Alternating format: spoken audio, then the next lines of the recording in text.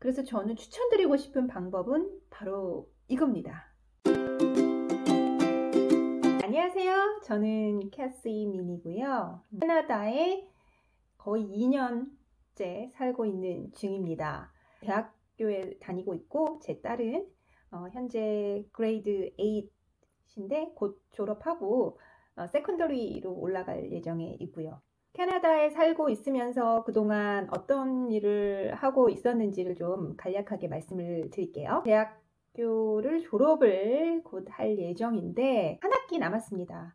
원래는 2년 동안 60학점을 들어야 졸업을 할 수 있는데 그 60학점을 채우는 게 쉽지 않습니다. 한 학기 더 스터디 퍼밋 연장해서 60학점 채우고 계획은 내년 초에 졸업을 할 예정이고, 그동안 좋았던 일들 먼저 말씀드리면 처음이자 마지막으로 장학금을 한번 신청했는데 받았고요. 얼마 되지 않은 금액이지만 받게 되었다는 거 말씀드리고, 또 즐거운 소식 두 번째는 7월 8월에 일을 할 수 있게 되었습니다. 제가 지금 공부하고 있는 지질학에 관련된 일들은 주로 여름에 많이 이루어지고 있기 때문에 피크 시즌인 거죠. 저에게는 기쁜 소식입니다.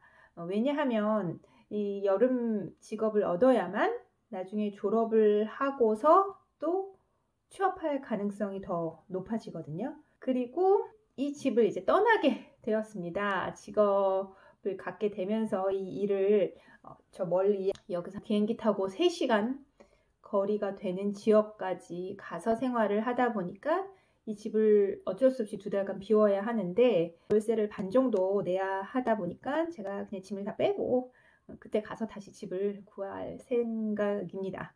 다시 들어오면 좋겠죠. 여기에 제가 너무 잘 생활했던 곳이니까요. 캐나다에 이민 오고 싶어 하시는 분들 많이 계시더라고요. 저한테도 종종 카톡으로 캐나다 생활 물어보면서 캐나다로 이민 가는 거에 대해서 조언을 구하시는 분들이 계시는데요. 저는 이렇게 말씀을 드리고 싶습니다.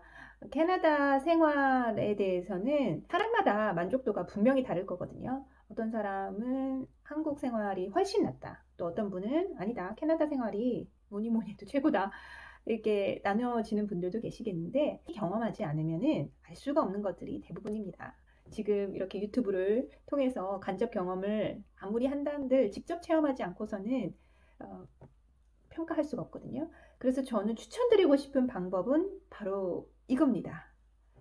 이민을 하지 마시고요. 일단은 2년 정도는 살아보시면 대충 적응을 할 수 있겠다, 아니다 라는 느낌이 오실 거예요. 3년이 고비더라고요. 아무리 잘 지낸다 해도 3년을 넘기면은 그분은 이제 캐나다 생활을 하실 수 있는 분이고 3년을 못 넘기면 결국에는 역이민을 할 수도 있기 때문에 3년이란 기간 동안은 살아보시는 거를 저는 적극 추천해 드리는데 살 수 있는 방법은 우선은 대학교 생활을 한번 경험해 보셨으면 좋겠습니다. 저 같은 경우는 원래는 대학이 목적이었어요. 특이한 경우지만 제가 과학을 가르치고 있었지만 과학을 영어로 더 공부하려는 그 의지, 유학의 의지가 강한 원동력이 돼서 이 캐나다에 왔기 때문에 솔직히 말씀드리면 저는 여기서 취업할 마음도 영주권을 딸 마음도 없었습니다.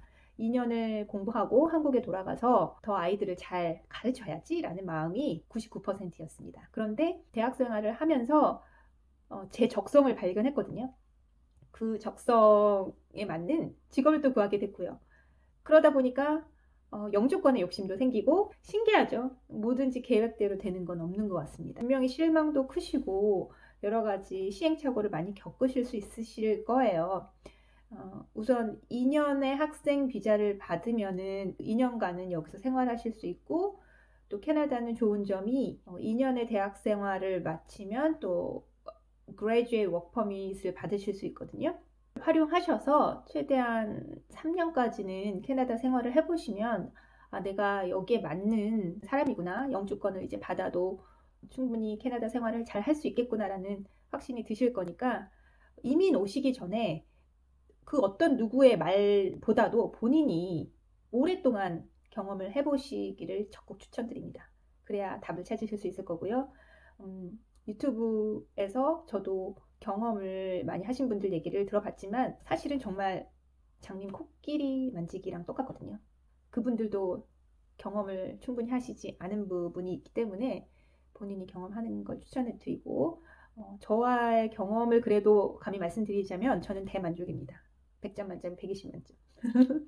왜냐면 원래부터 저는 캐나다 생활에 불편함을 못 느꼈거든요. 원래 그 빨리빨리 하는 그런 문화랑도 저는 맞지 않았고, 남의 눈치 보는 문화랑도 저는 한국에서 맞지 않았고, 편리함에 대해서 그렇게 저는 중요한 가치를 두지 않았기 때문에, 그렇기 때문에 저는 금방 적응할 수 있었고, 이렇게 오히려 캐나다에 살 생각이 없었는데 영주권을 따서 살아야겠다라는 마음이 더 크게 들었던 이유인 것 같습니다. 그래서 저의 경우도 아마 여러분의 경우가 분명히 다를 거고요. 그래서 제가 드릴 수 있는 말씀은 딱 하나.